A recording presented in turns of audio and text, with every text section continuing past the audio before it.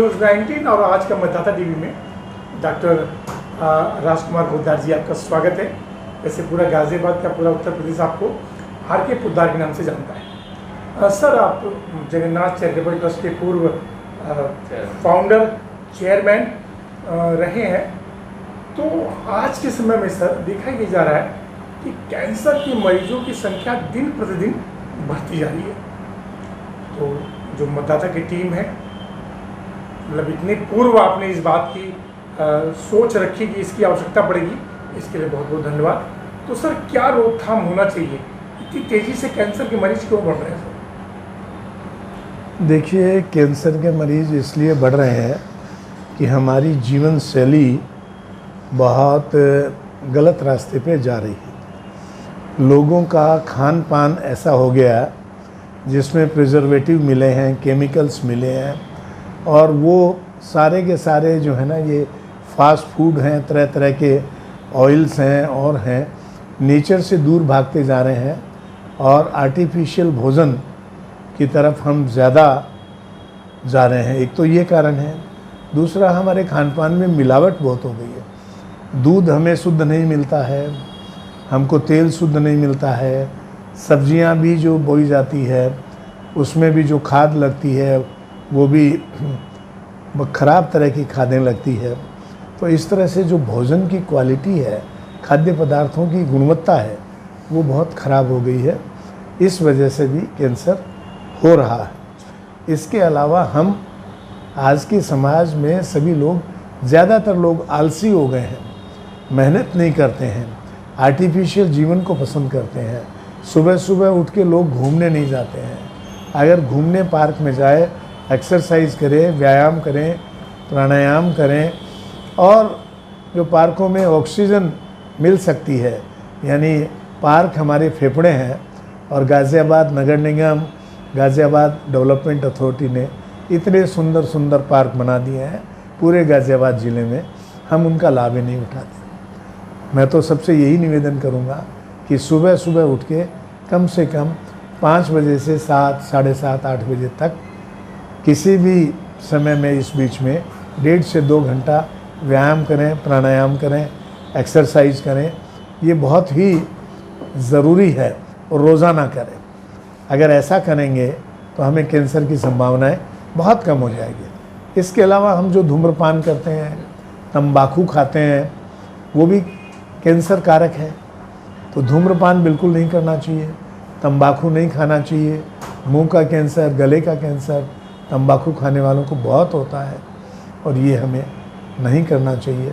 अगर ऐसा हम करना छोड़ दें, जीवन शैली में सुधार ले आए, खान पान में सुधार ले आए, हम प्रकृति के करीब आ जाएं, तो हमारी जीवन शैली बहुत अच्छी हो जाएगी और हम बहुत आगे बढ़ेंगे और कैंसर भी होने की संभावनाएं कम हो जाएगी। सर, 2 सवाल था पोद्दार साहब, क्योंकि पेशे से आप डॉक्टर हैं, आपने बहुत बड़ी सोच, यानी कि भविष्य के रूप में क्या स्थापित होना चाहिए।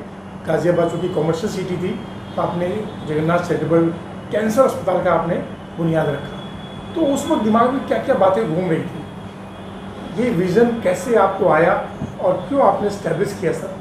देखिए, बहुत महत्वपूर्ण आपका अस्पताल हो गया एनसीआर के लिए।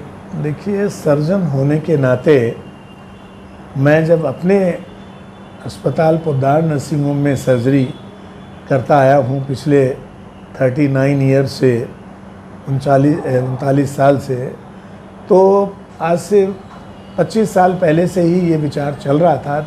2-3-4 साल तक हमने सोचा।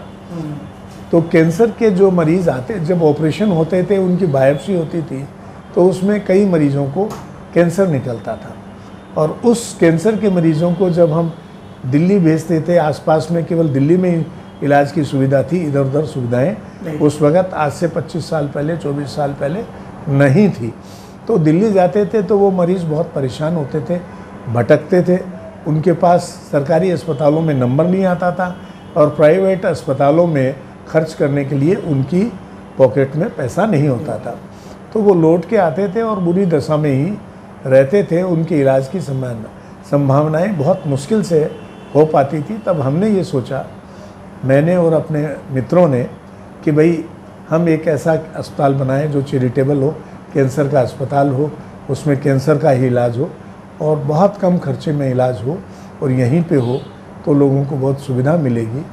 और वही कारण है कि जब हम सतत प्रयास करते आ रहे हैं पिछले 23 साल से 22 साल से, तो आज का ये स्वरूप इस वक्त जो हमारा धर्मार्थ कैंसर अस्पताल है, Shri Jagannath charitable cancer institute and research centre, वो बहुत तेज़ी से आगे बढ़ रहा है और उसमें सभी तरह के कैंसर सर्जरी भी हो रही हैं, ऑपरेशंस, बहुत बड़े बड़े ऑपरेशंस हो रहे हैं, कीमोथेरेपी बहुत पेशेंट्स को हो रही है, रेडियोथेरेपी हो रही है और 50 बिस्तरों का आज सुंदर अस्पताल है और सभी सुविधाएं बहुत कम दरों में पेशेंट को मिल रही है।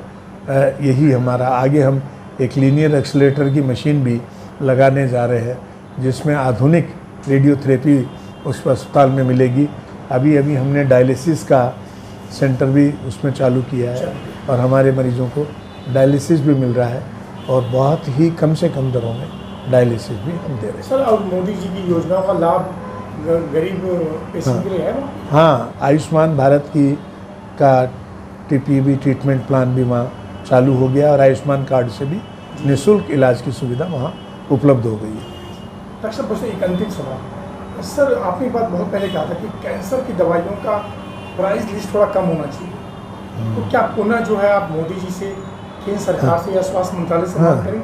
नहीं, हम लोग बात कर भी रहे हैं स्वास्थ्य मंत्री जी से और उसका असर भी पड़ा है और कैंसर की दवाइयों की कीमत कम भी हुई है और आगे आने वाले 2-3 वर्षों में और कम हो जाएगी और बहुत अच्छा हो जाएगा। और जो जन स्वास्थ्य केंद्रों पे ऑलरेडी बहुत कम कीमत पे दवाइयाँ मिल रही हैं। अंतिम सवाल सर, जो G20 का बड़ा आयोजन दिल्ली में चल रहा है, तो मोदी जी की जो क्या बोलते हैं, जो दूरदर्शिता है, हाँ, वो इस G20 के बाद भारत देश को कितनी ऊंचाई पहुंचाएगी सर? बस ये तो कमाल ही हो रहा है। मोदी जी नहीं, वो तो कृष्णावतार है, ईश्वर का अवतार है।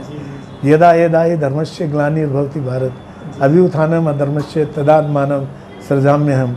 मैं तो यही कहूँगा कि बस ये भगवान कृष्ण का अवतार है। अभी कल हमने कृष्ण जन्माष्टमी मनाई है, भगवान कृष्ण का जन्मदिन।